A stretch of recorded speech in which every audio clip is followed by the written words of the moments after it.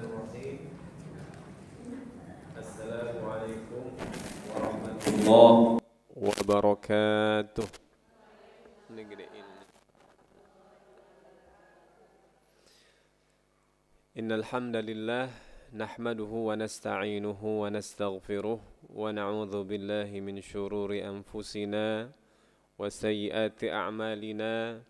من يهده الله فلا مضل له ومن يضلله فلا هادي له أشهد أن لا إله إلا الله وأشهد أن محمدا عبده ورسوله الذي أدى الأمانة ونصح الأمة وجاهد في الله حق جهاده حتى أتاه اليقين فصل اللهم وملائكته والصالحون من خلقه عليه كما وحد الله وعرف به ودعا إليه اللهم وعلى آله وأصحابه وعلى سائر من اتبع هديه بإحسان إلى يوم الدين سبحانك لا علم لنا إلا ما علمتنا إنك أنت العليم الحكيم اللهم انفعنا بما علمتنا وعلمنا ما ينفعنا وزدنا علما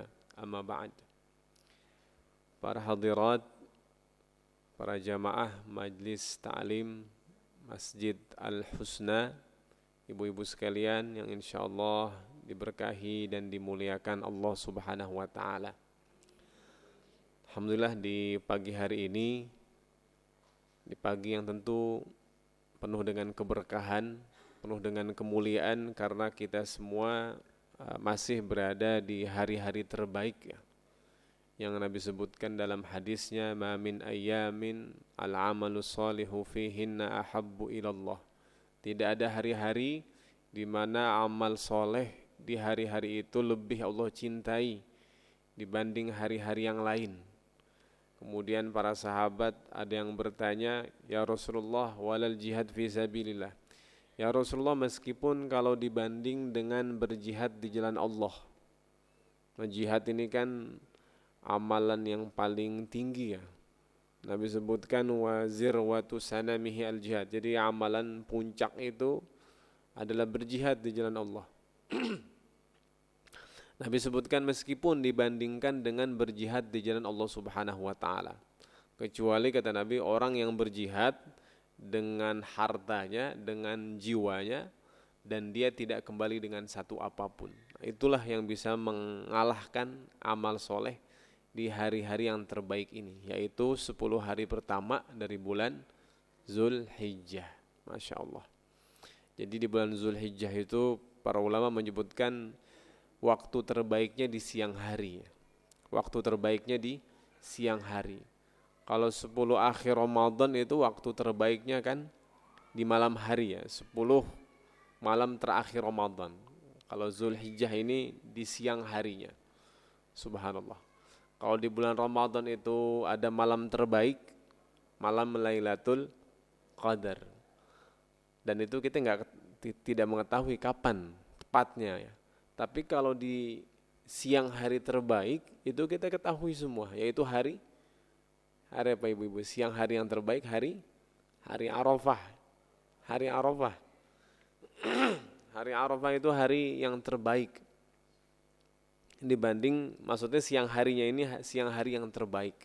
Itu hari Arafah yang kita disunahkan insyaallah nanti buat berpuasa, disebut dengan puasa hari Arafah, yang mana akan menghapus dosa-dosa kita 1 tahun yang lalu dan 1 tahun yang akan datang. Subhanallah. Jika hamba tersebut dalam artian telah melakukan dosa-dosa besar dan berusaha menjaga dirinya dari berbagai kemaksiatan.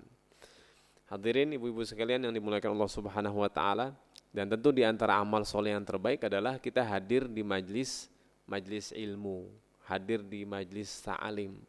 Dalam rangka, apalagi insyaallah di siang hari ini, pagi hari ini, kita akan tadarus Al-Quran. Kita akan mempelajari salah satu surat dari surat dalam Al-Quran. Surat Al-Muluk. Ini surat insyaallah ibu-ibu semua sudah banyak yang hafal ya. Insyaallah sudah hafal semua nih surat Al-Muluk nih. udah senang dibaca, mungkin ada yang suka baca baik di malam hari mungkin juga ada yang suka membacanya di pagi hari atau di siang hari. Insya Allah kita akan belajar mentadaburi, belajar lewat tafsirnya dan tadabur dari surat Al-Mulk ini. Tentu surat Al-Mulk sudah masyhur, kita tahu semua. Surat yang pertama di juz 29. Juz yang pertama di surat yang pertama di juz 29. Kemudian surat ini kalau dari urutan itu nomor 67. Tapi kalau dari urutan turun, surat ini turun nomor 77. Jadi semua surat itu kan ada urutan turunnya ya. Kemudian terdiri dari 30 ayat. Surat Al-Mulk ini termasuk kategori surat Makkiyah. Surat Makkiyah. Yang mana surat ada surat Madaniyah, ada surat Makkiyah, Ibu. Surat Makkiyah itu surat yang diturunkan di Mekah dan sebelum Nabi hijrah. Kalau surat Madaniyah, surat yang diturunkan di Madinah setelah Nabi hijrah. Karena nanti ada surat yang turunnya bukan di Mekah, bukan di Madinah. Nah, gimana dah tuh? Nah, kalau surat seperti itu dikategorikan berdasarkan hijrahnya Nabi. Jadi kalau sebelum Nabi hijrah itu masuk kategori surat Makkiyah. Meskipun tidak persis turunnya di Mekah. Kalau setelah Nabi hijrah, maka termasuk surat Madaniyah. Meskipun diturunkannya di Mekah. Surat misalkan surat An-Nasr, idza jaa nasrullahi wal fath. Itu diturunkan di Mekah. Tapi setelah Nabi hijrah. Jadi masuk kategori surat Madaniyah ya ibu-ibu ya. Jadi ada surat Makkiyah, surat Madaniyah. Kalau surat Makkiyah itu nanti banyak membahas tentang ketauhidan kepada Allah. Kemudian membahas tentang hari akhir.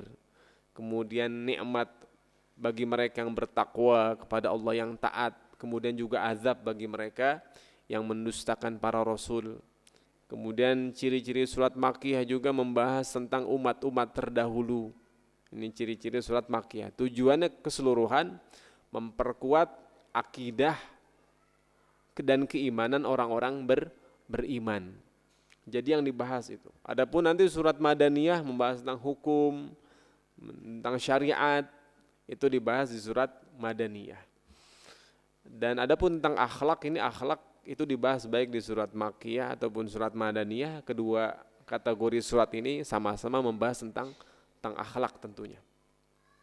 Nah, surat Al-Mulk ini memiliki beberapa keunikan ya ibu-ibu semuanya. Di antaranya surat ini memiliki banyak nama ternyata. Di samping namanya surat Al-Mulk, dia punya nama lain yaitu surat Tabarok. Surat Tabarok. Atau juga memiliki nama surat Al-Munjiyah. Al-Munjiyah itu artinya penyelamat. Memiliki nama juga Al-Waqiyah, itu artinya pelindung. Bernama juga surat Al-Mani'ah yang berarti penghalang. Kemudian juga bernama surat ini, nama lainnya Mujadalah, mirip surat Al-Mujadilah, yang berarti penjaga. Ini berdasarkan hadis-hadis Nabi SAW tentang keutamaan surat Al-Mulk. Surat Al-Mulk ini surat yang memiliki keutamaan terbanyak. Kan beberapa surat dalam Al-Quran memiliki keutamaan tersendiri ya. Di antaranya mungkin yang kita ketahui bersama surat Al-Waqi'ah. Kita tahu keutamaan Al-Waqi'ah. Kemudian surat Al-Baqarah. Al-Waqi'ah itu di antara riwayat disebutkan akan menghindarkan seseorang dari kefakiran. Surat Al-Waqi'ah. Kemudian surat Yasin. Disebutkan surat Yasin itu adalah qalbul Quran, hatinya Al-Quran. Kemudian juga surat Ar-Rahman, Arisul Quran, sebagai pendamping Al-Quran, surat Ar-Rahman. Kemudian surat Al-Baqarah, itu disebutkan Nabi SAW surat yang kalau dibaca di rumah seseorang maka syaitan itu akan berlarian dari rumah tersebut. Dan juga surat Al-Baqarah dan Ali Imran akan menjadi pelindung bagi seseorang di hari kiamat nanti. Nah, surat Al-Mulk ini memiliki keunikan, keutamaan tersendiri. Ini akan kita baca beberapa hadisnya. Di antaranya Nabi SAW disebutkan bahwasanya Nabi SAW itu tidak tidur di malam hari sampai Nabi baca surat As-Sajadah dan surat Al-Mulk. Jadi Nabi SAW setiap malam itu tidak tidur sebelum membaca dua surat ini. Subhanallah, surat Alif Lam Mim Tanzil atau surat As-Sajadah yang mungkin biasa dibaca setiap Jumat subuh ya ibu-ibu ya. Ada sujud tilawahnya nanti di surat As-Sajadah itu. Kedua surat Tabarok, yaitu surat Al-Mulk ini yang akan kita bahas. Kemudian keutamaan surat ini Nabi sebutkan, Suratun Tabarok hiya al-mani'ah min azabil qabri. Surat Tabarok ini ialah pencegah dari siksa kubur. Jadi siksa kubur itu surat ini akan menjadi pencegah dari siksa kubur. Keutamaan lainnya surat ini akan menjadi pengantar seorang hamba ke surga Allah Subhanahu wa taala. Dalam hadis disebutkan surat dari Al-Quran, suratun minal Quran, ma hiya illa thalathuna ayatan, yang terdiri dari 30 ayat, khosomat an sahibiha hatta adkholathul jannah, akan melindungi sahabatnya hingga memasukkannya ke dalam surga. Wahia Tabarok, surat itu adalah surat Tabarok, surat Al-Mulk ini. Juga surat ini akan memberikan syafaat dan surga. Dalam hadis disebutkan suratun minal Quran thalathuna ayatan tashfa'u li sahibiha hatta yughfar lahu. Surat yang terdiri dari 30 ayat akan memberikan syafaat bagi pembacanya atau sahabatnya hingga ia diampuni. Dalam riwayat lain disebutkan fa akhrajathu minan nar wa adkhalathul jannah. Maka sahabat dari surat ini akan diselamatkan dari neraka dan dimasukkan ke dalam surga. Subhanallah. Ini keutamaan dari surat Al-Mulk ini. Dalam riwayat lain ada kisah dari seorang sahabat. Ketika itu para sahabat sedang pulang dari peperangan. Kemudian mereka berkemah. Ternyata sahabat ini berkemah di tempat yang mana tanah tersebut itu pernah dijadikan kuburan bagi sahabat-sahabat yang pernah syahid sebelumnya. Jadi intinya mereka mendirikan kemah itu di atas beberapa kuburan. Dan di malam hari, ini ada sahabat yang menceritakan, di malam hari mereka mendengar ada seseorang membaca Al-Quran di atas kubur.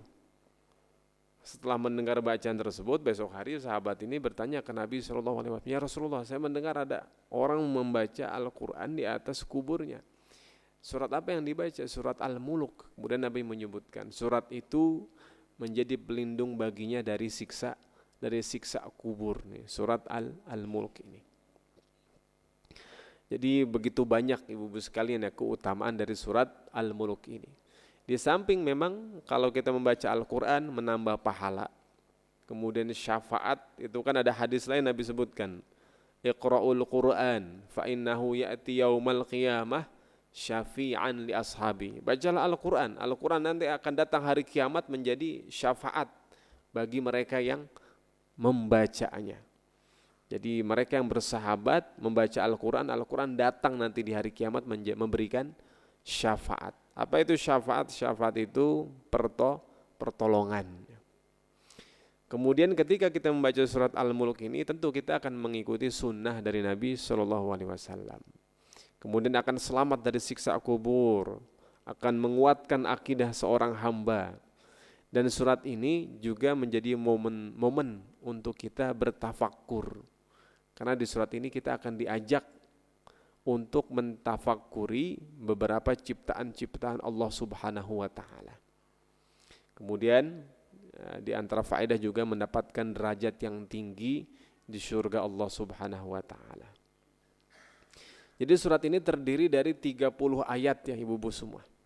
Kalau dilihat secara global, secara keseluruhan surat Al-Mulk ini membahas yang pertama mengenal keagungan, kekuasaan dan kebesaran Allah Subhanahu wa taala dan kerajaan Allah. Jadi Al-Mulk ini artinya apa Ibu sekalian? Kerajaan ya. Nah, kalau kerajaan itu kan ada rajanya, kemudian ada kerajaannya, ada istananya, ada apalagi penjaga-penjaganya kan. Kemudian ada fasilitas di kerajaan itu, ada penduduknya juga. Penduduk itu nanti ada penduduk yang baik, ada penduduk yang jahat, ada yang berbuat baik, ada yang berbuat buruk. Kemudian ada aturan di kerajaan itu. Itu kerajaan mungkin kita ya, manusia seperti itu. Begitu pula alam semesta ini merupakan kerajaan Allah Subhanahu wa taala. Ada aturan yang Allah tetapkan di kerajaan Allah ini yang harus kita taati. Dan mereka yang taat akan mendapatkan balasan dan pahala dari Allah Subhanahu wa taala. Mereka yang melawan, mereka yang merusak, mereka yang tidak taat kepada aturan Allah tentu akan ada hukumannya nanti. Nah, kemudian yang kedua yang dibahas dari surat ini adalah bentuk keberkahan. Kan tabarok itu nanti kita bahas ya, makna dari tabarok dan keberkahan. Surat ini membahas bentuk keberkahan terbesar dari Allah Subhanahu wa taala Al-Malik, yaitu dengan diutusnya seorang rasul yang memberikan peringatan kepada kita semua. Begitu pula tentang filosofi Allah Subhanahu wa taala berikan kita kehidupan ini. Itu penuh dengan keberkahan ya. Kemudian surat ini juga membahas tentang Allah akan mengajukan beberapa pertanyaan kepada kita semua di surat ini. Kepada seluruh manusia agar mereka berpikir bahwa mereka semuanya tinggal di kerajaan Allah. Maka pantaskah mereka bermaksiat di dalam kerajaan Allah Subhanahu wa taala ini? Apakah Allah akan diamkan mereka? Sekiranya mereka tidak taat, mereka ingkar, mereka zalim, apakah Allah akan biarkan mereka? Apakah mereka merasa aman-aman saja berada di dalam kerajaan Allah ini? Kemudian juga surat ini membahas tentang anugerah yang Allah berikan kepada manusia. Wa ja'ala lakumus sam'a wal absara wal af'idah qalilan ma tashkurun. Itu anugerah terbesar yang Allah berikan. Yang Allah perintahkan agar manusia tidak kehilangan kemampuan dan kekuatan terpentingnya, yaitu bersyukur kepada Allah Subhanahu wa taala. Dan di surat ini juga dibahas akibat yang didapat oleh mereka yang mendustakan para rasul dan mendustakan peringatan. Dan di akhir dibahas surat ini tentang kepasrahan dan tawakal mutlak kepada Allah Subhanahu wa taala. Ada ayat di surat Al-Mulk, "Qul huwar rahmanu amanna bihi wa 'alaihi tawakkalna." Insyaallah akan kita bahas, kalau enggak tercapai seluruhnya sebagiannya ibu-ibu ya. Ma yudraku kulluhu la yudraku julu, yang tidak bisa dicapai seluruhnya ya kita tidak biarkan seluruhnya juga, kita ambil sebagian dengan waktu yang tersedia insya Allah. Kalau kita lihat ibu-ibu sekalian, surat Al-Mulk ini sebelum surat Al-Mulk itu surat apa ya? Ada yang tahu enggak surat? Surat At-Tahrim ya. Surat At-Tahrim. Surat At-Tahrim itu di akhir surat At-Tahrim Allah Subhanahu wa taala membahas tentang ibunda Maryam yang melahirkan Nabi Isa alaihi salam ya. Dan itu sebetulnya bentuk keberkahan yang Allah Subhanahu wa taala berikan ya. Di antara sifat Nabi Isa itu kan waja'alani mubarakan ainama kuntu. Allah telah menjadikan aku ini mubarakan, penuh dengan keberkahan dimanapun aku berada, kata Nabi Isa alaihissalam. Maka setelah ayat tersebut, akhir surat At-Tahrim, Allah Subhanahu wa taala membuka surat Al-Mulk ini, ayat pertamanya dengan tabaraka. Dengan tabaraka. Dan kita lihat makna dari tabarok ya. Jadi ibu-ibu mungkin bisa, yang ada mushaf, ada Quran terjemah bisa melihat ya.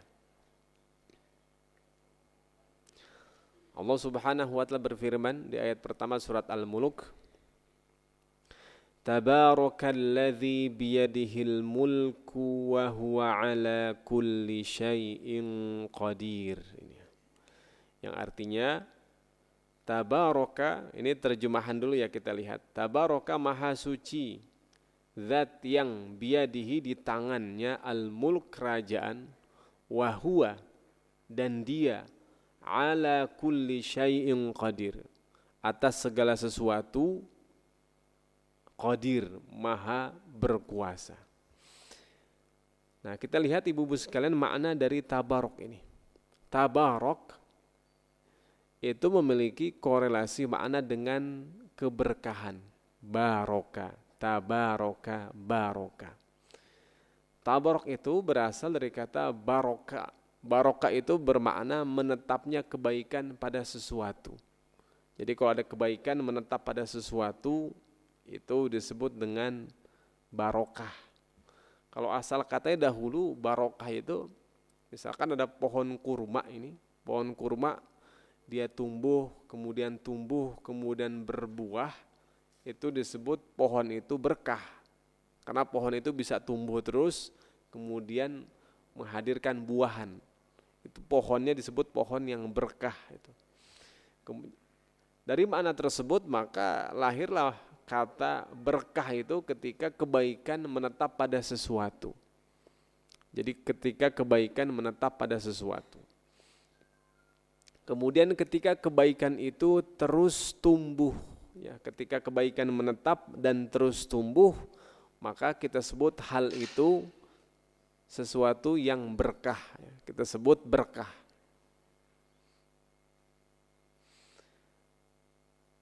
Maka berkah adalah melekatnya kebaikan ilahi pada sesuatu. Disebutkan jika kebaikan itu melekat, keberkahan itu jika melekat pada sesuatu yang kecil, sesuatu yang sedikit, maka yang sedikit itu akan semakin banyak.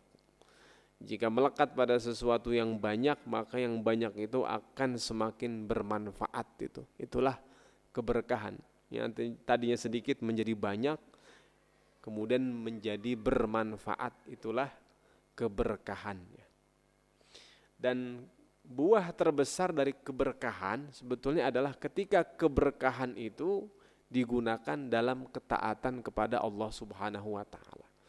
Baik keberkahan harta, keberkahan usia, jadi keberkahan terus menetap dan terus bertambah, itulah keberkahan, ya. Apanya kebaikannya?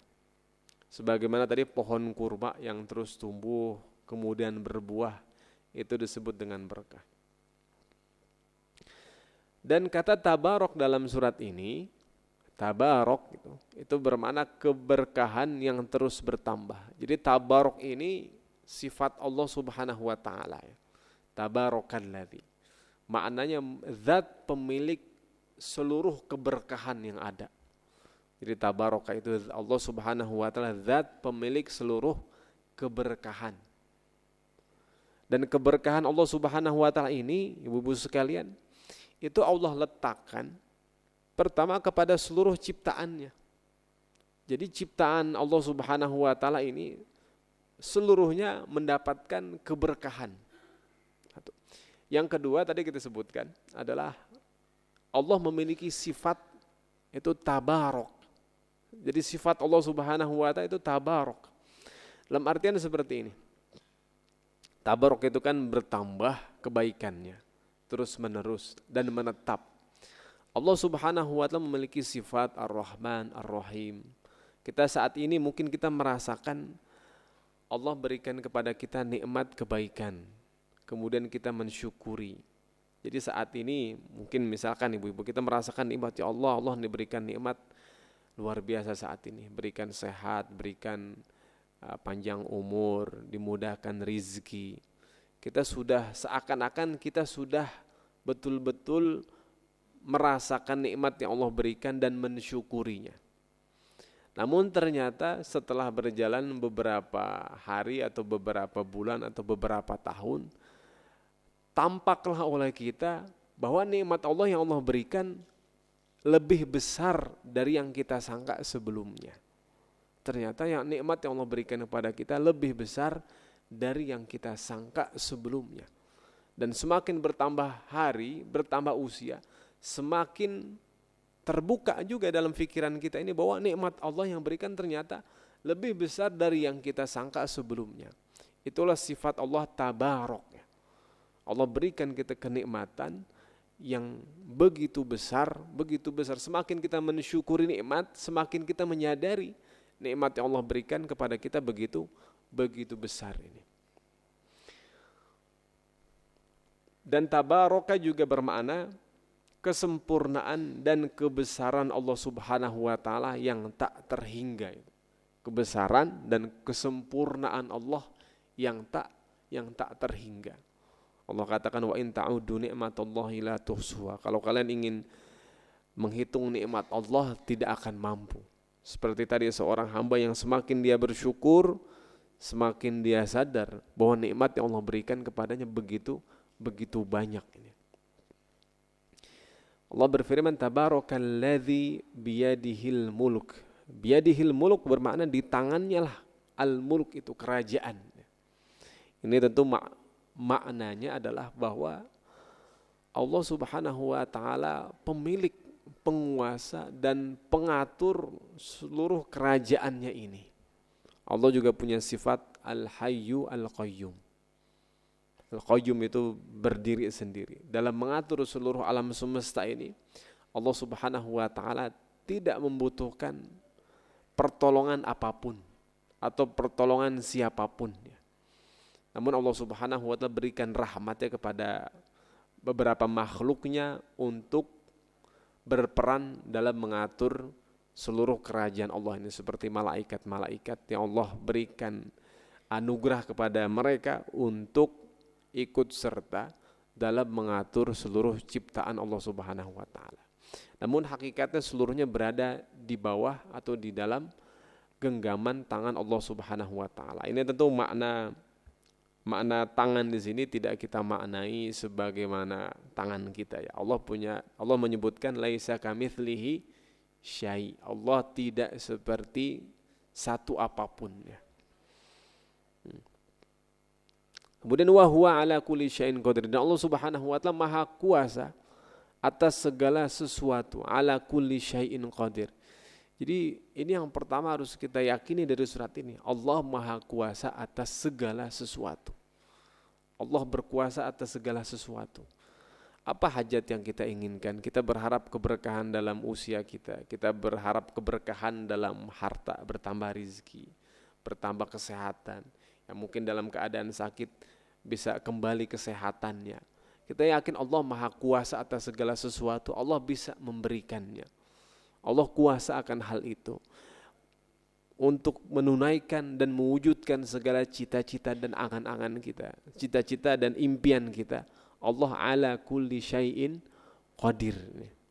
Jadi betul-betul kita yakini di awal surat ini ibu-ibu sekalian bahwa Allah Maha kuasa atas segala sesuatu. Ini juga nanti dalam berdoa itu akan melahirkan keyakinan dalam diri kita. Allah akan mengijabah doa-doa kita. Allah akan mewujudkan apa yang kita inginkan. Bertambah keyakinan dari hamba tersebut ya. Tabarakalladzi biyadihil mulk wa huwa ala kulli syai'in qadir. Kemudian di ayat yang kedua Allah sebutkan, nah ini, alladzi khalaqal mauta wal hayat. Dialah Allah alladzi khalaqal mauta. Allah Subhanahu wa taala pemilik seluruh keberkahan dan maha kuasa atas segala sesuatu, yang juga menciptakan kematian dan kehidupan. Jadi diciptakan kematian dulu baru kehidupan. Khalaqal mauta wal hayat. Subhanallah ini. Kematian itu ciptaan Allah Subhanahu wa taala. Kalau kita analogikan ya, manusia kalau menjadi raja ibu-ibu sekalian atau berkuasa, sudah memiliki segala sesuatu di dunia ini, apa yang paling ditakuti oleh manusia itu? Kehilangan ya, maksud kehilangan kematian itu. Kalau manusia jadi raja, yang paling dia takuti kematian udah. Kalau dia mati, kerajaan selesai. berpindah kepada yang lain. Allah Subhanahu wa taala Al-Malik, Allah Raja, Maharaja ini bukan masalah takut kematian atau akan mati. Allah justru Allah yang menciptakan kematian itu. Alladzi khalaqal mauta. Jadi kematian itu ciptaan Allah Subhanahu wa taala. Allah punya sifat Al-Hayyu, yang maha hidup, Al-Qayyum. Dan kematian ini ciptaan Allah Subhanahu wa taala. Khalaqal mauta wal hayat. Yang menciptakan kematian dan kehidupan. Di sini yang menarik, Allah sebutkan yang pertama kematian dulu, baru kehidupan. Mengapa disebutkan kematian dulu ya ibu-ibu ya, baru kehidupan? Bukannya kita ini hidup dulu baru mati, atau sebetulnya kita ini mati dulu kemudian dihidupkan? Kira-kira kayak gimana nih? Kita sebelum hidup ini sebetulnya kita dalam keadaan apa, Ibu? Dalam keadaan mati, betul enggak ya? Dalam keadaan mati. Di sini para mufasir, tentu para sahabat, di kalangan sahabat misalkan menyebutkan, Ibnu Abbas menyebutkan khalaqal mauta wal hayat. Maut ini, kata Ibnu Abbas, maut ini adalah kehidupan kita saat ini. Karena kita saat ini tidak betul-betul hidup, ibu-ibu. Kenapa nggak betul-betul hidup? Kita sebetulnya sedang dalam keadaan sekarat begitu ya. Kenapa? Karena setiap hari kita menuju apa? Menuju kematian. Allah sebutkan dalam Al-Quran, innaka mayyitun wa innahum mayyitun. Allah mengatakan kepada Nabi SAW, ya Muhammad, innaka mayyitun. Wahai Muhammad, kamu itu mayyit. Mayyit itu orang yang akan mati. Dalam artian kamu sedang menuju kematian. Kamu dalam keadaan sekarat nih. Wa innahum mayyitun, dan mereka juga. Seluruhnya kita semua ini. Maka disebutkan yang pertama khalaqal mauta. Karena kita ini enggak betul-betul hidup, kita akan mati nanti pada waktunya. Kemudian baru wal hayat. Kedua disebutkan al hayat. Al hayat yang kedua adalah kehidupan yang sesungguhnya, yang tidak ada lagi kematian. Kehidupan yang abada, khalidina fiha abada.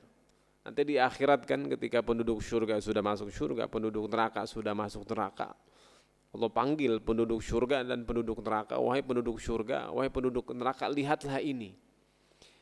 Kemudian Allah Subhanahu wa taala tampakkan kematian dalam wujud seekor kambing. Jadi kematian kan nggak ada wujudnya, ibu-ibu ya. Nanti Allah wujudkan kematian itu dalam bentuk seekor kambing, kemudian disembelih kambing tersebut. Allah katakan kepada penduduk surga, wahai penduduk surga, kekal abadi tanpa kematian lagi. Wahai penduduk, kalau bagi penduduk surga enak, hidup abadi, nggak ada kematian lagi udah.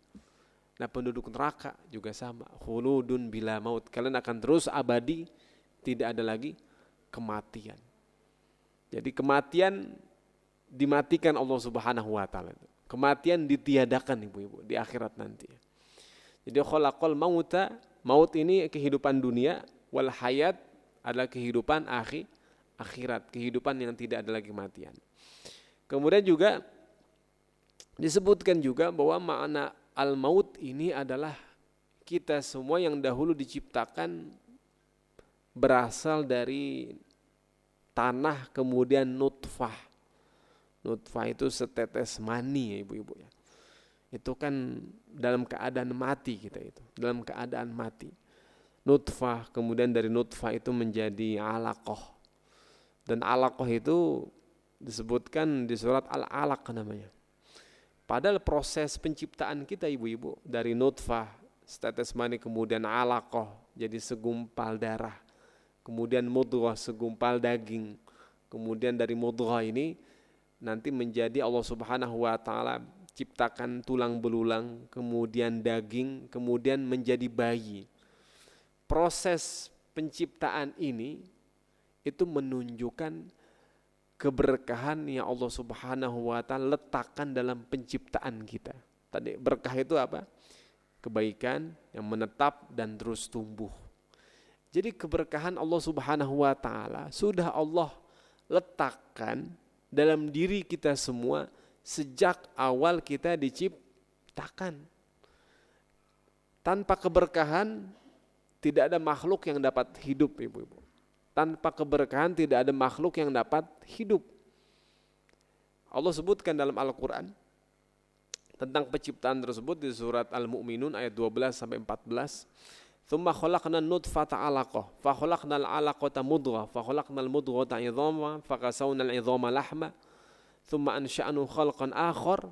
Tadi Allah ciptakan dari setetes mani, segumpal darah, kemudian segumpal daging, kemudian dibalutlah segumpal daging tersebut dengan tulang dan kulit, dan kami ciptakan makhluk yang lain. Dan di akhir ayat Allah sebutkan fatabarakallahu ahsanul khaliqin. Jadi fatabarakallah, ada kata tabarok di situ. Ahsanul khaliqin, sebaik-baiknya pencipta. Jadi itu kita baca sebetulnya fatabarakallahu ahsanul khaliqin. Mungkin ibu-ibu ya, mungkin yang punya, mungkin anak yang sedang hamil begitu ya. Itu dibaca ayat tersebut. Dibaca fatabarakallahu ahsanul khaliqin. Maha sempurna Allah, zat pemilik keberkahan, sebaik-baiknya pencipta. Sebaik-baiknya pencipta. Karena sedang bayi atau janin sedang dalam proses penciptaan ini. Di saat itulah seseorang memuji Allah Subhanahu wa taala.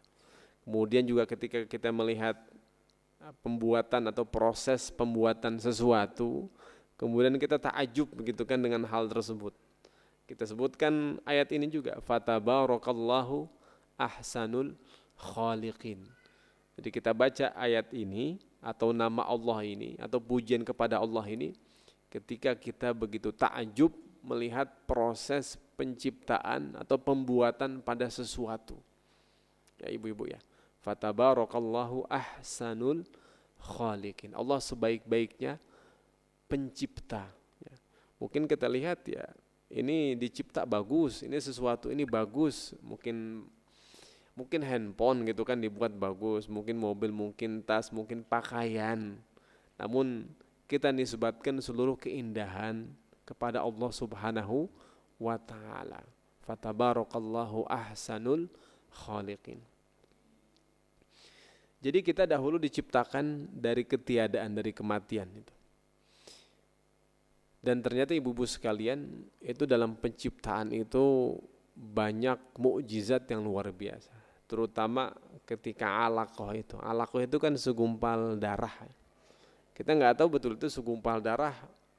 Apa yang terjadi ketika kita dalam keadaan segumpal darah. Di antara penelitian menyebutkan kenapa ada surat Al-Alaq begitu. Kemudian dinamai Al-Alaq itu segumpal darah. Di segumpal darah yang kecil tersebut, di sanalah Allah Subhanahu wa taala meletakkan di antara keberkahan yang mana segumpal darah itu ibu-ibu sekalian memiliki sistem kecerdasan tersendiri. Segumpal darah tapi dia memiliki kecerdasan. Segumpal darah itu nanti akan mengatur mana nanti yang akan jadi sel, yang jadi hormon, yang jadi tulang, yang jadi paru-paru, yang jadi jantung, yang jadi jari jemari, seluruhnya itu ditentukan sejak segumpal darah itu. Jadi alaqah itu segumpal darah, ilustrasinya seperti kecil ibu-ibu, kecil segumpal darah itu. Seperti lintah tapi kecil. Dia hanya menempel di dinding rahim, namun ternyata memiliki fungsi yang begitu penting. Justru segumpal darah itu yang akan menentukan seluruhnya nanti penciptaan selanjutnya. Maka Allah sebutkan surat Al-Alaq itu secara khusus. Khalaqal insana min alaq. Allah menciptakan manusia dari segumpal darah. Karena segumpal darah itu yang akan mengatur semua. Yang jadi tulang, yang jadi otak nanti, yang jadi telinga kita sehingga kita bisa melihat, mendengar, berpikir, hati semua ditentukan sejak segumpal darah itu. Subhanallah. Fatabarakallahu ahsanul khaliqin. Kemudian ibu-ibu sekalian yang dimuliakan Allah, alladzi khalaqal mauta wal hayat liyabluwakum, untuk menguji kalian semua. Ayyukum ahsanu amala. Jadi tujuan kita dihadirkan di dunia ini, diciptakan adalah Allah ingin menguji kita semua. Ayyukum, siapa di antara kalian ahsanu amala, yang paling baik amalannya. Di sini ibu-ibu kata ahsanu amala, ahsan itu artinya lebih baik ya, bisa bermakna lebih baik. Kalau al-ahsan itu yang terbaik. Kalau ahsan lebih baik artinya. Jadi Allah Subhanahu wa taala ini meminta kita, memang kita diminta untuk menjadi yang terbaik dari versi kita sendiri, dari versi kita sendiri. Dalam artian kita diminta untuk menjadi lebih baik setiap harinya. Liyabluwakum ayyukum ahsanu amala. Kita diminta untuk menjadi lebih baik, lebih baik. Ini sebagai rahmat Allah Subhanahu wa taala. Karena Allah tidak meminta kita menjadi sempurna. Allah enggak minta kita menjadi sempurna. Untuk menguji kalian siapa yang paling sempurna di antara kalian, bukan paling sempurna, tapi yang paling baik, menjadi lebih baik, begitu maknanya. Ini bentuk rahmat Allah Subhanahu wa taala. Tidak menjadi yang sempurna enggak masalah, tapi berusaha menjadi yang terbaik dalam versi dirinya sendiri ya. Mungkin dahulu kurang taat dalam beribadah, saat ini lebih taat kepada Allah. Salatnya lebih khusyuk, kemudian bacaan Qur'annya lebih bagus, begitu kan. Tajwidnya lebih bagus, makhraj hurufnya lebih bagus. Apalagi kalau dalam Qur'an, hafalannya bertambah ibu-ibu ya. Jadi seperti itu, menjadi lebih baik. Liyabluwakum ayyukum ahsanu amala. Ini juga menunjukkan bahwa kita ini ibu-ibu sekalian akan ditimbang amalan kita itu bukan banyaknya ya, bukan kuantitasnya, tapi kualitas amalan kita.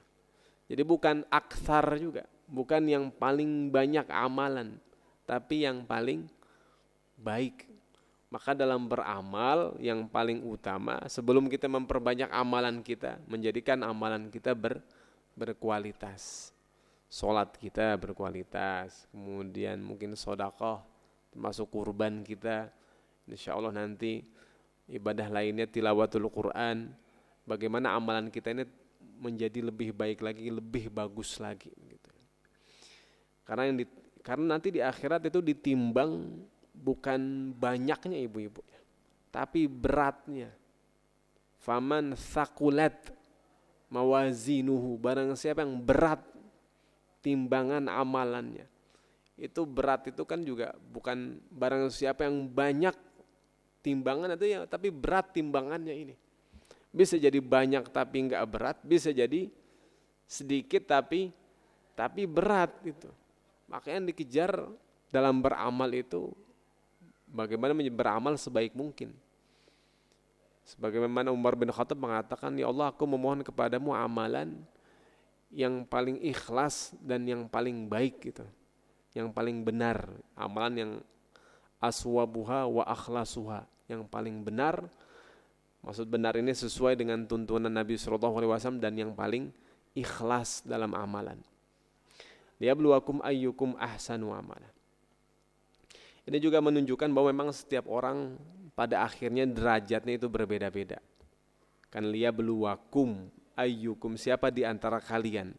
Jadi setiap orang ini ternyata amalannya berbeda-beda. Kita sholat jamaah, kita hadir di majelis ilmu, hadir sama-sama semua. Tapi nanti pulang dari majelis ta'lim beda-beda kan. Ada yang dapat ilmunya semuanya dicatat, ada yang sedikit saja, ada yang masuk kuping kanan, alhamdulillah nggak keluar lagi gitu. Ada yang keluar kuping kiri. Jadi setiap orang beda-beda nanti ya. Liyabluwakum ayyukum ahsanu amala. Simpulannya di sini bagaimana kita berusaha menjadi lebih baik. Siapa yang hari ini lebih baik dari hari kemarin, maka dia menjadi orang yang beruntung, ibu-ibu ya. Kalau sama rugi kan. Kalau lebih buruk celaka orang itu ya, celaka orang itu. Liyabluwakum ayyukum ahsanu amala. Nah, di sini Allah menutup dengan wa huwal azizul ghafur. Di sini kita mengenal nama Allah Al-Aziz sama Al-Ghafur, ibu-ibu. Apa makna Al-Aziz? Aziz kan makna yang perkasa, yang mulia. Nama Al-Aziz ini wa huwal azizul ghafur. Kenapa kan tadi setelah kematian, kehidupan, kemudian ujian, Allah menutup ayat ini dengan wa huwal azizul ghafur. Ini dalam ilmu Al-Qur'an disebut dengan penutup ayat gitu. Jadi hampir setiap ayat Al-Qur'an ditutup dengan Asmaul Husna. Aziz wa huwal azizul ghafur, wa huwal alimul hakim, innaka antas samiul alim. Jadi hampir semua akhir ayat Al-Qur'an ditutup dengan Asmaul Husna. Kadang biasanya 2 Asmaul Husna, kadang 1 Asmaul Husna. Kadang murakkab, namanya murakkab begini, Al-Aziz Al-Ghafur. Jadi 2 nama ini memiliki peran, nanti kita lihat ya. Al-Aziz, ibu-ibu, Allah Al-Aziz, Allah yang akan membimbingmu untuk menentukan yang lebih baik bagimu untuk kehidupanmu dan untuk mencapai kebahagiaan akhirat. Al-Aziz namanya. Karena orang manusia disebut mulia ketika orang tersebut menjaga dirinya dari berbagai perbuatan yang buruk dan tidak bermanfaat. Orang kalau meninggalkan hal yang buruk, meninggalkan hal yang tidak bermanfaat, yang orang tahu wah fulan ini baik, sering ke masjid misalkan, kemudian selalu membantu sekitarnya, maka orang tersebut aziz, orang itu mulia. Maka Allah al-wahwal aziz, dan Allah lah al-aziz yang maha aziz. Allah akan membimbing kita di kehidupan dunia ini untuk melakukan hal yang baik untuk kehidupan kita dan menggapai kebahagiaan akhirat. Itu al-aziz. Kemudian Al-Ghafur. Nah, ini kan kita Al-Ghafur yang maha mengampuni. Karena pasti ibu-ibu, meskipun kita sudah berusaha menjadi lebih baik, pasti tidak ada yang terlepas dari kesalahan dan dosa. Maka Allah menutup wa huwal azizul ghafur, dan dialah Allah Al-Aziz Al-Ghafur yang akan mengampuni kesalahan-kesalahan kamu. Karena kamu sudah berusaha sebaik mungkin menjadi yang terbaik dalam versi dirimu sendiri, ternyata masih banyak kesalahan dan kekhilafan dan kealfaan, maka Allah memiliki sifat Al-Ghafur. Al-Ghafur yang mengampuni segala kesalahan-kesalahan kecil, ibu-ibu. Kesalahan kecil itu Allah memiliki sifat Al-Ghafur. Allah akan hapus seluruhnya itu, Al-Ghafur, atau menutup seluruhnya, Al-Ghafur. Allah punya sifat Al-Ghafur, ada juga sifat Ghaffar. Ghaffar itu mengampuni dosa-dosa kita yang berat itu. Sifat dosa-dosa yang berat, dosa besar, itu Allah Al-Ghaffar namanya.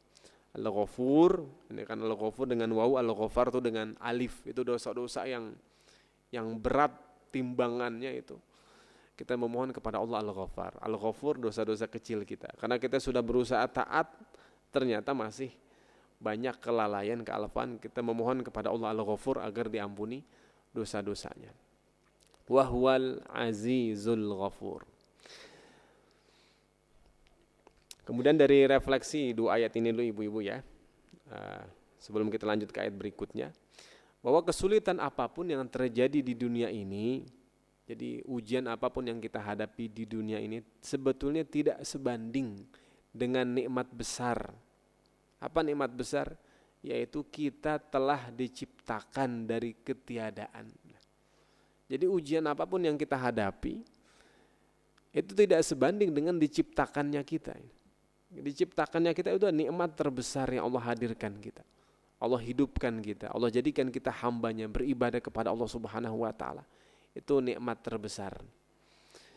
Yang kedua, kematian berikutnya yang akan kita rasakan bukanlah hal yang baru. Karena apa? Karena sebelumnya kita sudah dalam keadaan mati tadi.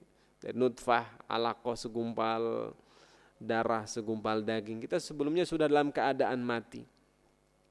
Yang seharusnya kita takutkan, ibu-ibu sekalian, bukan kematian, yaitu kehidupan setelah kematian. Itu al-hisab, akhirat, mahsyar. Itu yang seharusnya lebih kita takutkan lagi. Kemudian yang ketiga, menikmati waktu di dunia ini. Jadi kita dihidupkan Allah Subhanahu wa ta'ala di dunia yang sementara ini harus kita nikmati Dengan apa? Dengan lapang dada, kemudian dengan bahagia. Kenapa? Karena betapa beruntungnya kita telah diciptakan. Jadi diciptakan itu keberuntungan yang luar biasa. Karena kita tidak pernah meminta untuk diciptakan kan ibu-ibu ya. Kita dihadirkan, diciptakan. Itu nikmat terbesar. Jadi pertama diciptakan. Setelah diciptakan kita, kemudian kita diberikan usia, kemudian diberikan keimanan, diberikan amal soleh, diberikan keistiqomahan, dan nikmat yang terakhir diberikan husnul khatimah. Itu nikmat-nikmat terbesar. Nanti setelah itu Allah akan berikan nikmat yang lebih besar lagi. Dan seluruh nikmat itu yang kita harapkan insyaallah, Allahumma inna nas'aluka ridhaka wal jannah, mendapatkan keridhaan Allah dan surga, bermula dari apa? Dari diciptakan ibu-ibu sekalian. Jadi nikmat terbesar kita.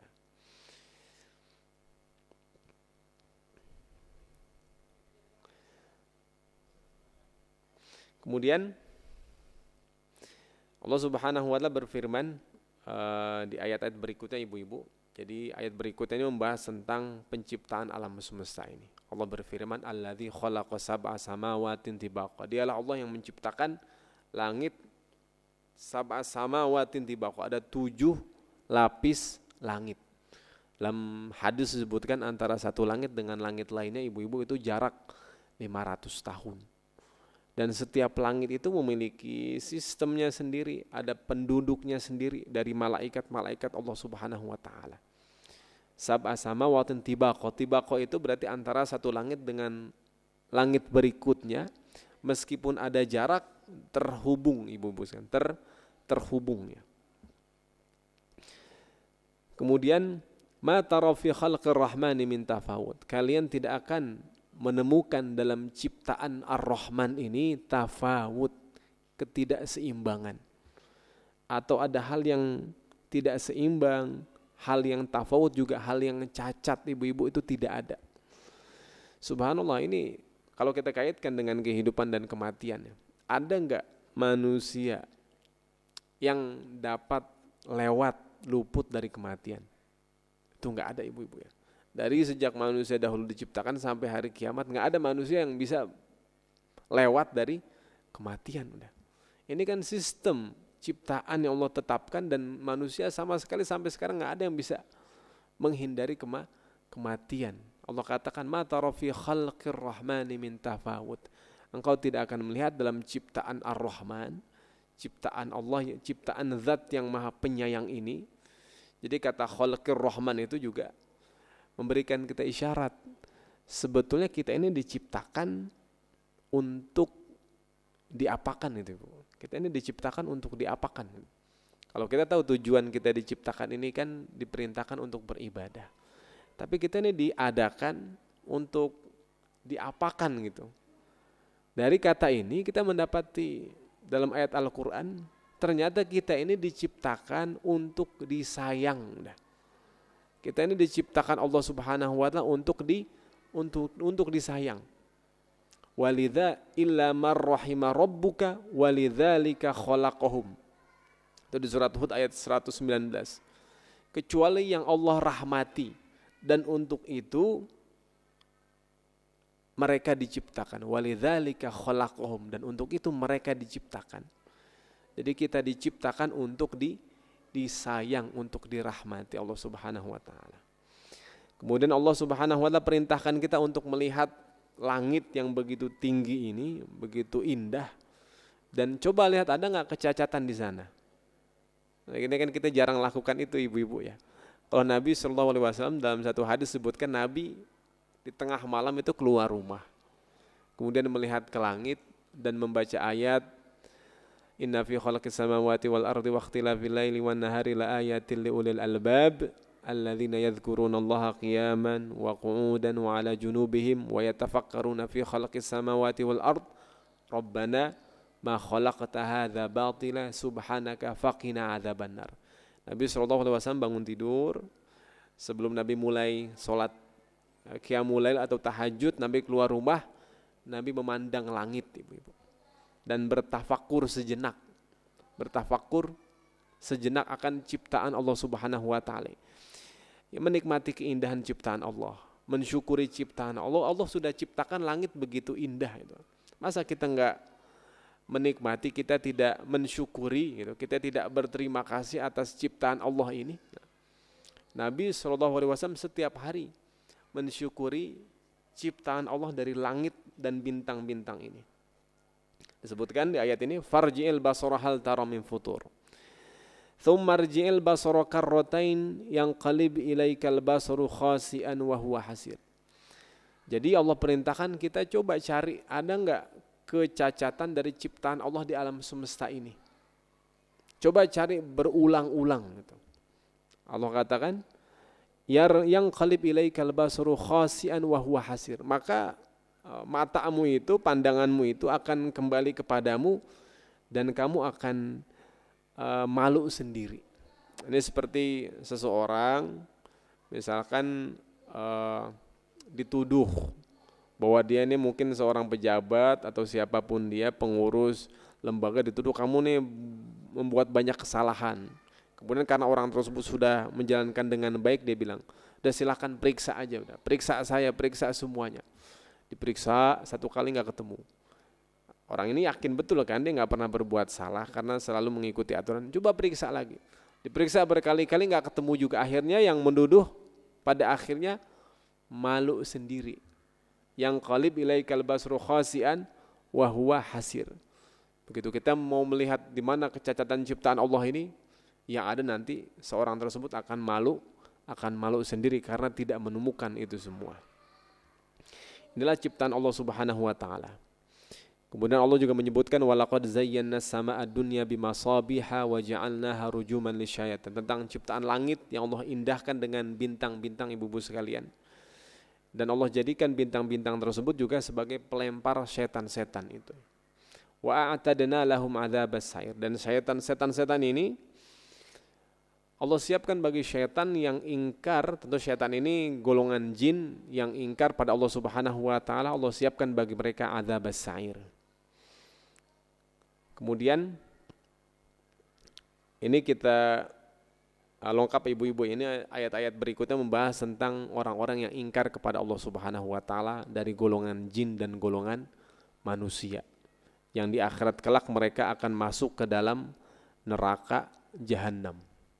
Neraka jahanam itu tempat nanti mereka dikumpulkan semua, baik dari golongan jin, golongan manusia yang ingkar kepada Allah Subhanahu wa taala akan dimasukkan ke dalam neraka jahanam.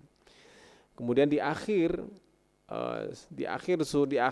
halaman pertama nanti kita dapat ayat innalladzina yakhshawna rabbahum bil ghaibi lahum maghfiratun wa ajrun kabir. Ini di ayat 12 ibu-ibu sekalian. Sesungguhnya orang-orang yang takut kepada Tuhan mereka, orang-orang yang takut kepada Tuhan mereka, bil ghaib, dengan ghaib meskipun mereka tidak melihat Allah Subhanahu wa taala, bil ghaib juga meskipun tidak ada seorang pun yang melihat mereka, namun mereka hadirkan rasa takut kepada Allah Subhanahu wa taala, lahum maghfiratun wa ajrun kabir, maka bagi mereka maghfirah, dia akan ditutup semua dosa dan kesalahannya, wa ajrun kabir, dan balasan yang sangat-sangat besar. Ini ajrun kabir, balasan yang sangat besar yang Allah akan siapkan untuk mereka. Jadi apa balasan ini nggak disebutkan, pokoknya nanti sangat besar balasan tersebut. Kalau kita lihat door prize saja ibu-ibu, kita paling senang lihat door prize yang apa? Yang ukurannya besar kan? Yang kecil, yang besar. Nggak tahu yang besar itu isinya mungkin dispenser, yang kecil isinya handphone, tapi mata kita sudah mengarah ke yang besar aja. Allah katakan lahum maghfiratun wa ajrun kabir. Emang manusia itu senang tertarik perhatiannya terhadap sesuatu yang besar itu. Lahum maghfiratun wa ajrun kabir, ada pahala yang balasan yang besar untuk mereka. Nah, di sini tentang rasa takut kepada Allah Subhanahu wa taala ibu-ibu sekalian. Ini juga penting kita bahas ya. Bagaimana agar menimbulkan rasa takut kepada Allah Subhanahu wa taala. Ini ada beberapa poin ibu-ibu. Yang pertama ini adalah mempelajari sifat dan nama Allah, nama-nama Allah Subhanahu wa taala, atau kita sebut dengan Asmaul Husna. Jadi semakin seseorang mengenal nama-nama Allah Subhanahu wa taala, itu akan menambah rasa takut kepada Allah. Rasa takut kepada Allah ini disebut khasyah. Jadi rasa takut yang didasari ilmu, bukan sekedar takut saja. Kalau takut itu kan ada takut yang alami, natural. Orang takut binatang buas, takut ketinggian, itu takut yang biasa itu. Takut kepada Allah itu takut yang harus didasari ilmu. Ilmu apa? Ilmu tentang Allah Subhanahu wa taala.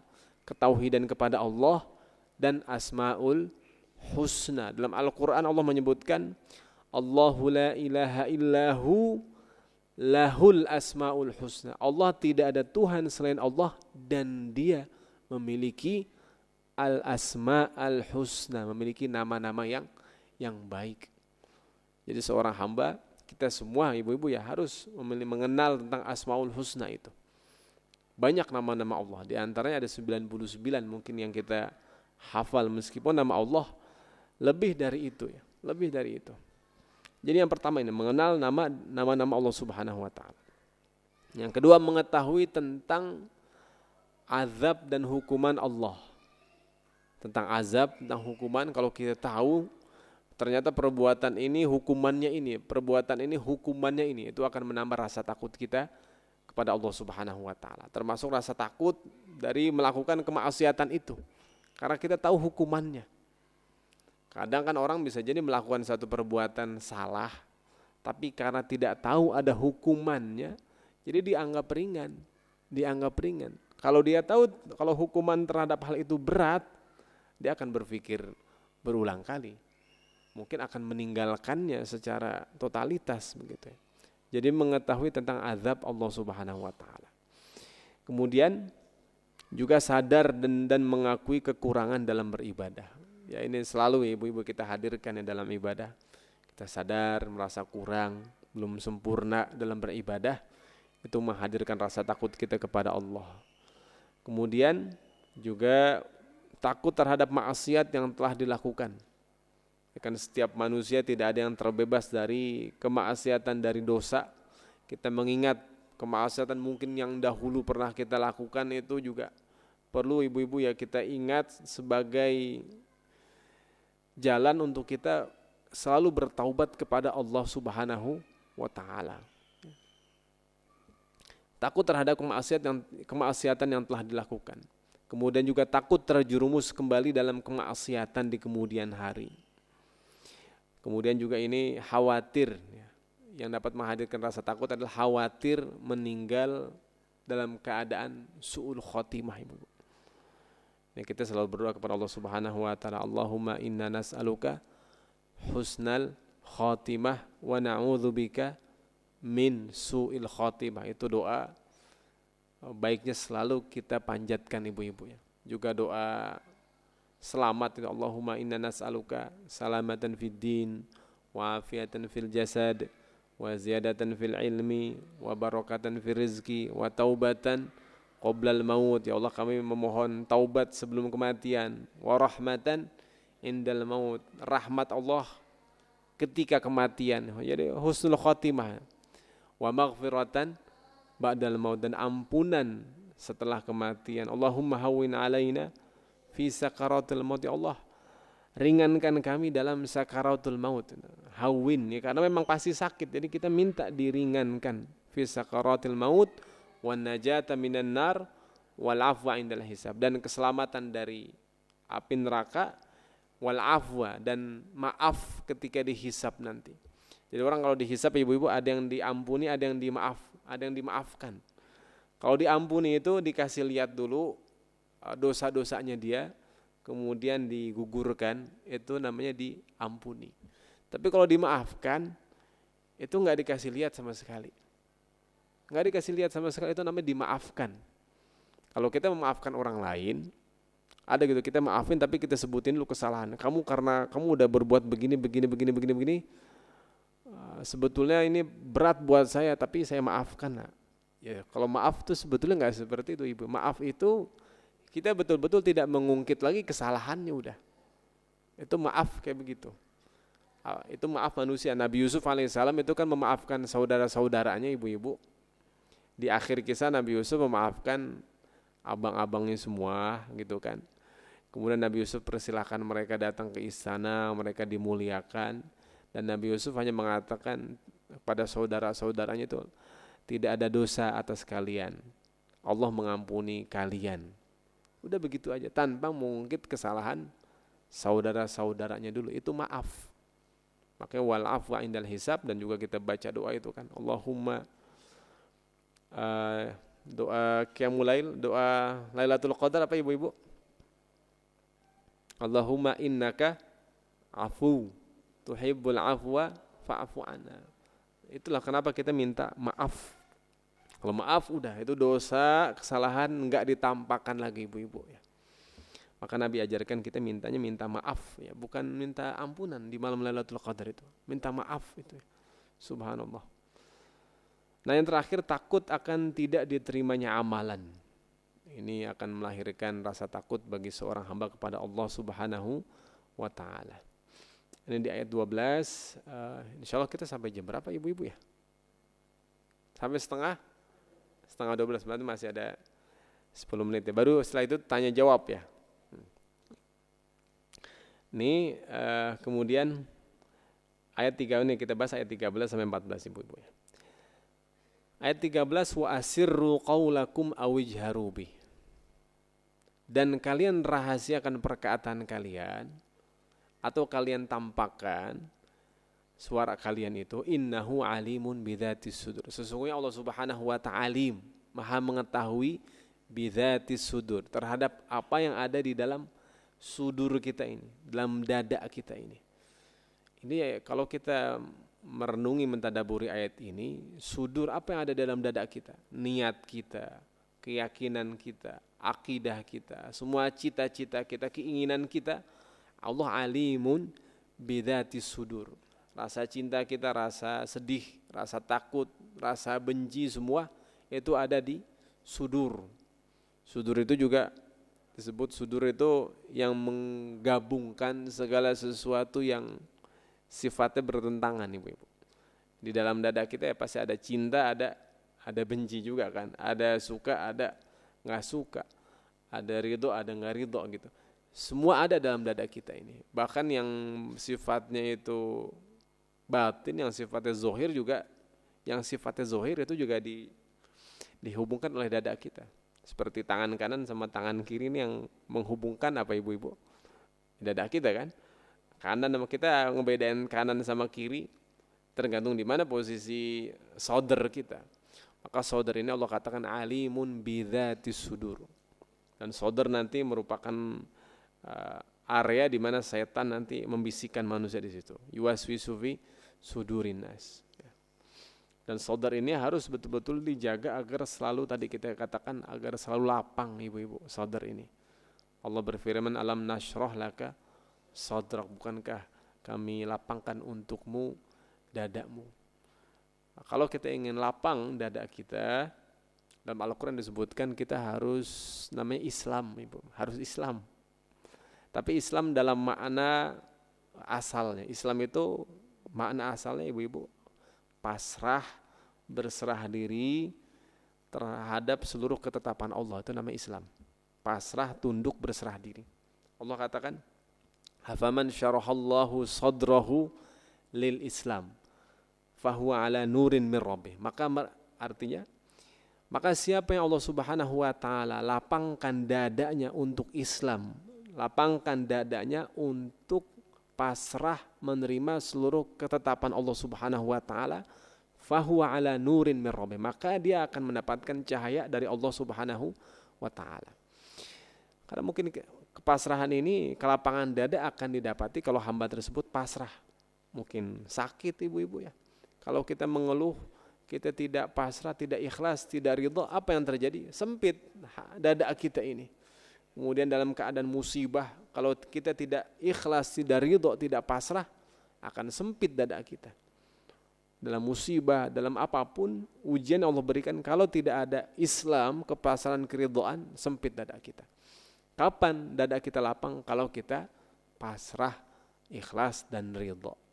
Kalau kita sudah pasrah, ikhlas dan ridho, nanti dada kita lapang, ibu-ibu. Kalau dada sudah lapang, Allah akan berikan kemudahan.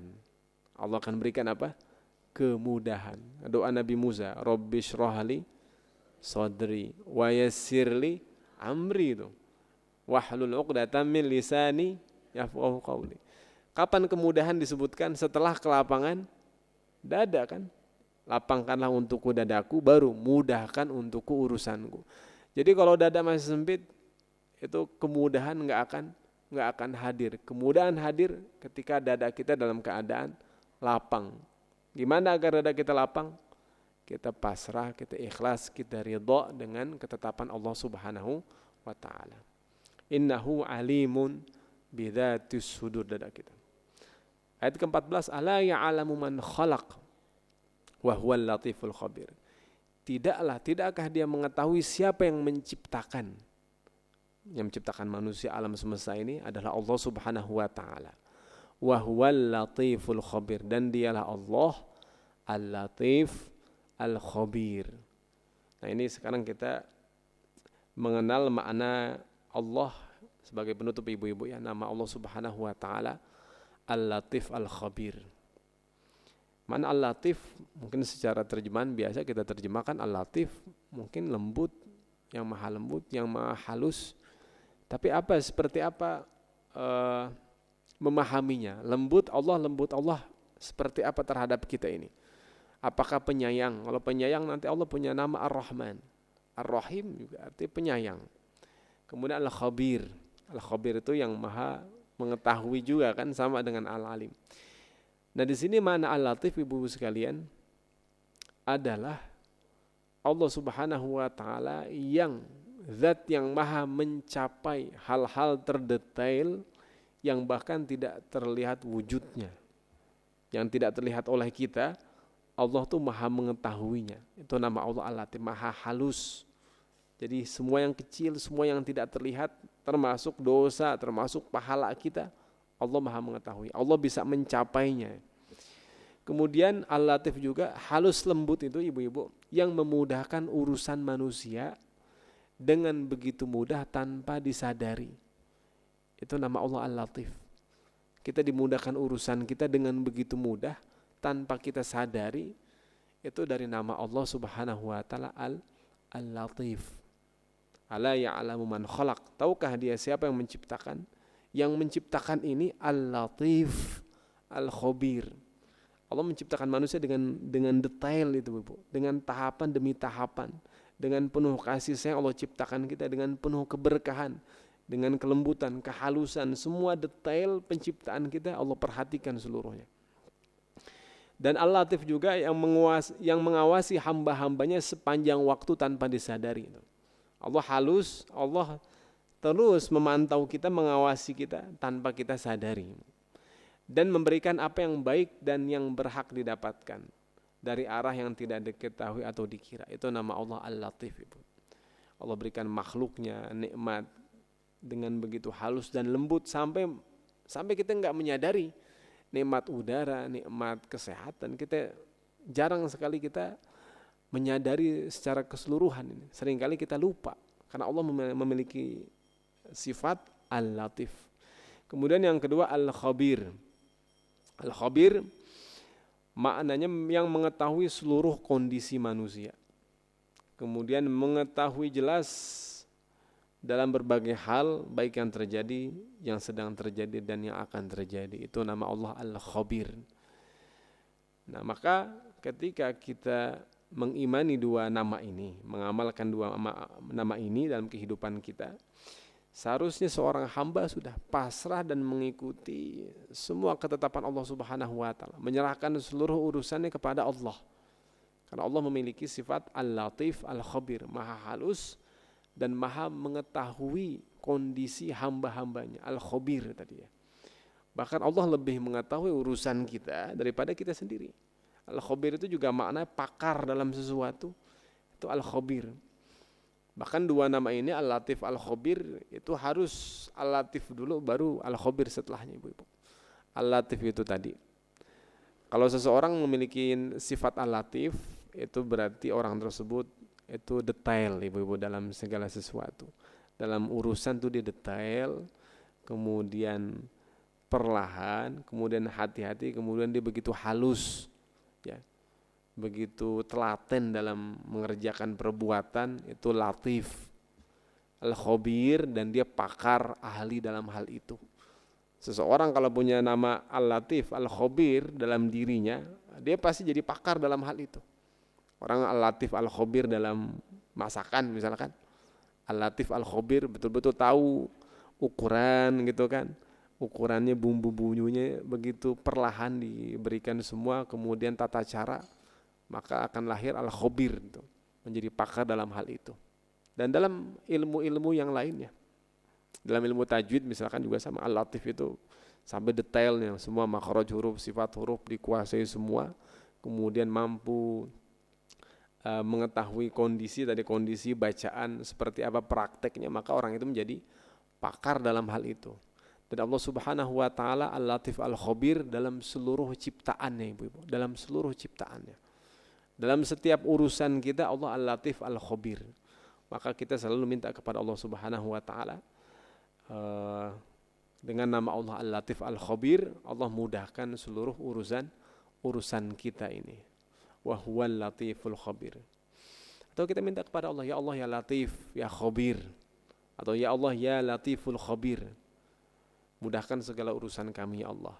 Mudahkan semudah-mudahnya tanpa kami sadari itu kan. Bukan urusan yang sulit. Kita minta agar Allah mudahkan urusan kita tanpa kita sadari. Urusan selesai itu ibu-ibu ya. Itu nama Allah al-latif al-khabir. Baik, ini insyaallah kita sampai di ayat 12 dari 14 dari surat Al-Muluk. Mudah-mudahan bermanfaat ibu-ibu sekalian yang kita pelajari, menambah keimanan kita, menambah interaksi kita dengan Al-Quran Al-Karim, terutama dalam mentadaburi ayat-ayat Al-Quran. Karena mereka yang mendapatkan keutamaan dari surat Al-Muluk ini adalah mereka yang tidak sekedar membacanya, namun juga memahaminya dan menjadikan surat ini sebagai pedoman dalam kehidupannya, ibu-ibu. Insyaallah seperti itu. Baik, terima kasih. Ini yang dapat saya sampaikan. Silakan, mungkin ada pertanyaan dari ibu-ibu semua, dipersilakan ya.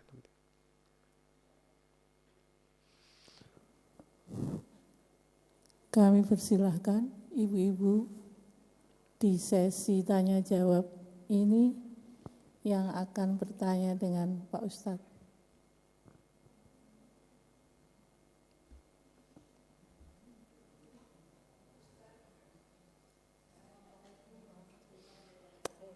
Waalaikumsalam warahmatullahi wabarakatuh.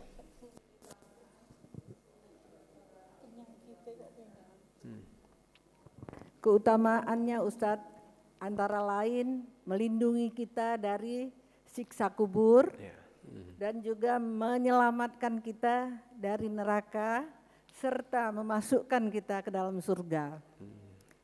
Ini semua nanti yang akan kita peroleh.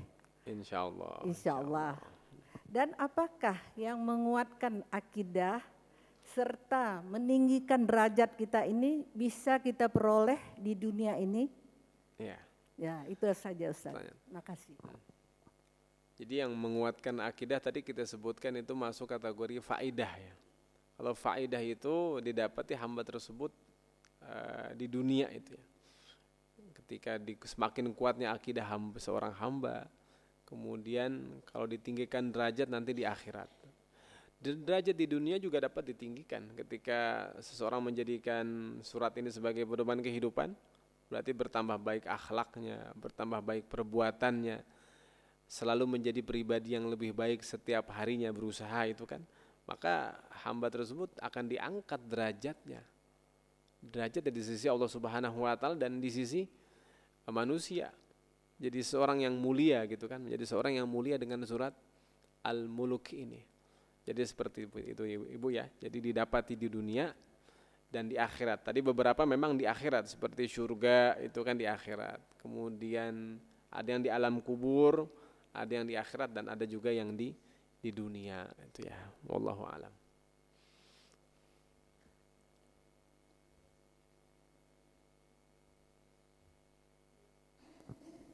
Yang lain, Silakan ya. Ibu-ibu, ada yang lain? Ada di Kami persilahkan. belakang.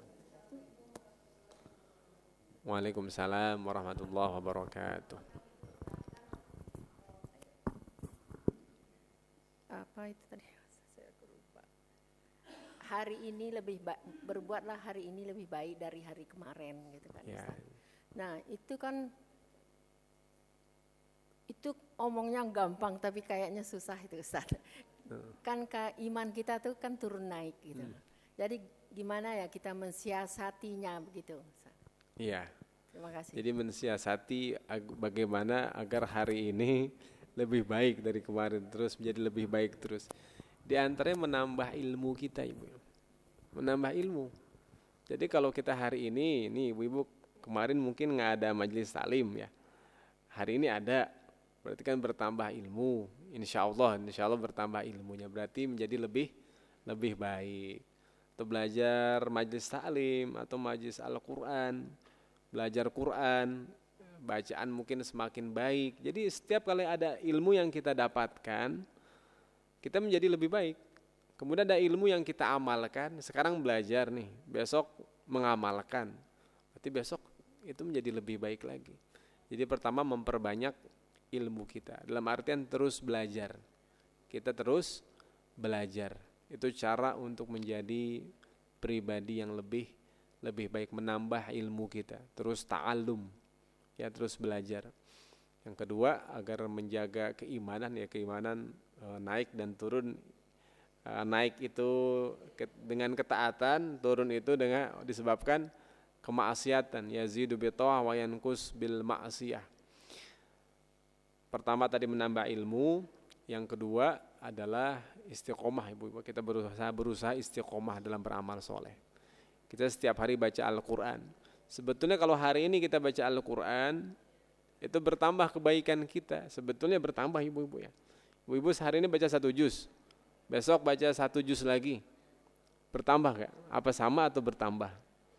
Sebetulnya di bank pahala kita itu bertambah. Kemarin segini, setorannya nambah gitu kan.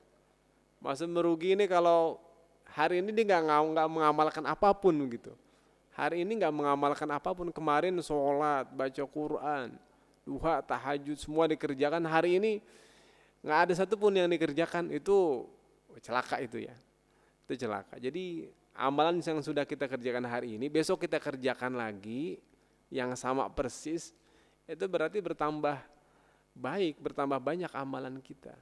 Itu saja sudah menjadi lebih baik sebetulnya. Karena istiqomah itu kan. Istiqomah Ibu. Jadi pertama bertambah ilmu kita, yang kedua berusaha istiqomah. Yang ketiga kita senantiasa menjauhkan diri dari perbuatan dosa ya.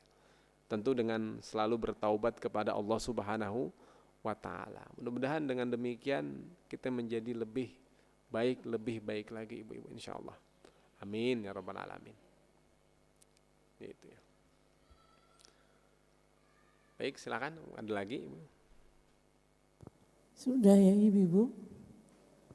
Baiklah Pak Ustadz, kita tutup. Mohon Pak Ustadz tutup dengan doa. Ya, kita baca Al-Fatihah. Semoga Allah jadikan ilmu yang kita pelajari ilmu yang bermanfaat. Allah berikan untuk ibu-ibu semua kesehatan, panjang umur, diluaskan rezekinya, dimudahkan urusannya. Allah jadikan anak-anak kita anak-anak yang soleh dan solehah.